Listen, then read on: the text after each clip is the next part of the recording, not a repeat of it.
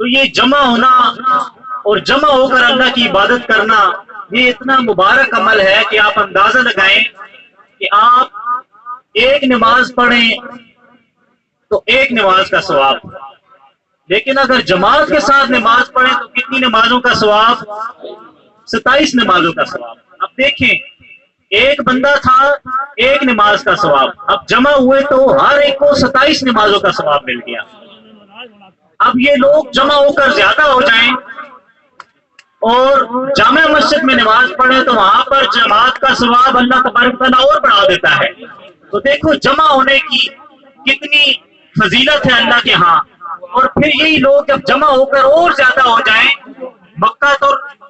مکہ معظمہ اور مدینہ الرسول میں نماز پڑھیں تو یہی ایک نماز کا ثواب 50,000 اور 1,00,000 تک بڑھ جاتا ہے، دیکھو جمع ہونے میں۔ اور یہی لوگ جب جمع ہو جائیں حج کے موقع پر تو اللہ رب العزت کو اس وقت ان کا جمع ہو کر لبیک اللہم لبیک اللہ کا ذکر کرنا اتنا محبوب ہے کہ اللہ تبارک و تعالیٰ ان کو ساری عبادتوں سے زیادہ ثواب عطا فرماتا ہے۔